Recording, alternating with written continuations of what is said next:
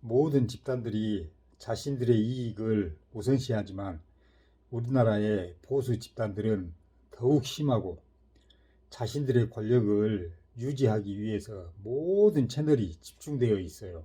우리나라의 보수 집단들은 자신들의 이익을 위해, 즉 권력을 영원히 갖기 위해서 보수 언론과 하나가 되어 국민들을 바보로 만들려고 하고 있어요. 그러나 언론이 과거처럼 TV나 신문에 국한되어 있지 않아서 참 다행이에요. 우리나라 역대 정부에 대해서 되돌아볼 필요가 있어요.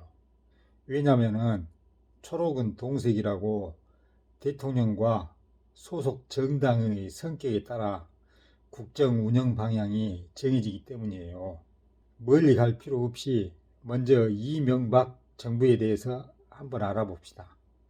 감옥 간 대통령의 비리는 너무 잘 알려진 사실이고 2008년부터 2010년 사이 국정 총책임자였던 이명박 씨가 주도했던 해외 자원 개발 외교는 보수 언론에서 꽁꽁 숨겨두고 방송을 안 해서 대다수 국민들이 모르고 있죠.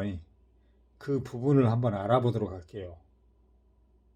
부족한 자원을 해외에서 개발한다는 해외 자원 개발 사업은 명분상으로는 문제가 전혀 없어요.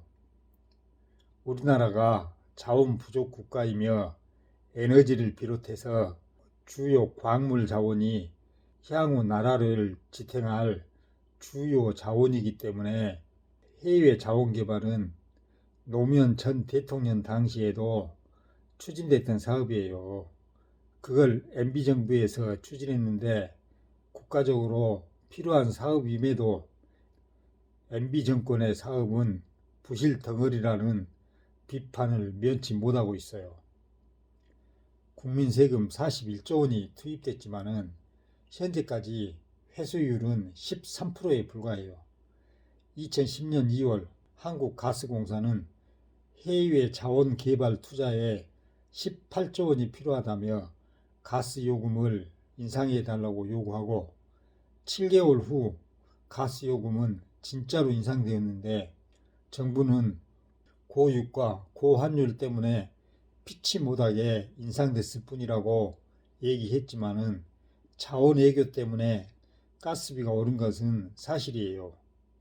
MB 자원 외교 때문에 내몰린 공기업인 한국가스공사가 부채 급증을 해소하기 위해서 국민 호주머니에서 가스요금 인상이라는 명목으로 빼간 것이에요.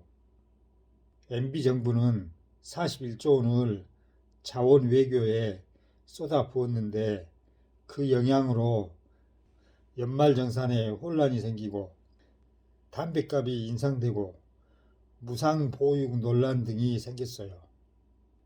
MB정부는 세수 부족분을 메꾸기 위하여 연말정산 방식을 바꿨고 이를 통해 9천억 원을 추가로 거뒀어요.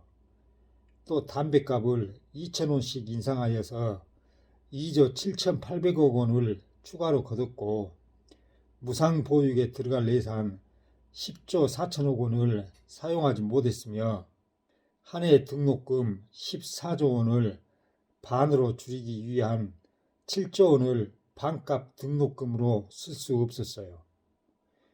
이런 일들은 정부가 자원 외교한답시고 41조 원을 펑펑 쓰지 않았다면 애초에 발생하지도 않았을 것이에요. 모든 게 자원 외교 비리로 나라 곳간이 텅텅 비어서 생긴 일이에요. 더 큰 문제는 향후 5년간 31조 원의 투자비를 또 내야 하고 2008년부터 10년 동안 원금 말고 이자만 12조 4,600억 원을 내야 해요. 이 모든 것이 다 국민 세금이죠. MB 자원외교는 먼 우주, 별나라 얘기가 아니라 우리 국민들의 피땀 흘린 주머니 이야기예요.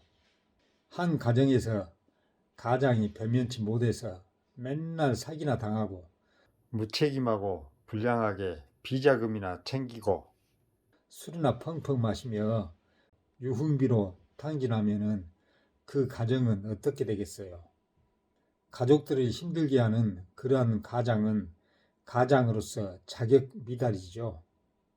여러분, 이래도 대통령 아무나 뽑겠습니까? 구정물에는 물고기가 살지 못하는 법이에요. 그 나물에 그 밥이라고 상한 나물에 상한 밥을 포장만 번지르하게 한다고 해서 먹을 수 있는가요? 상한 음식 먹으면 식중독 걸리고 심하면 죽을 수도 있어요. 대통령은 잘 가려서 뽑아야 국민들 살기가 편해요. 다음에는 자원 외교로 어떤 사고를 쳐서 우리 세금을 거덜냈는지 자세히 알아보겠습니다.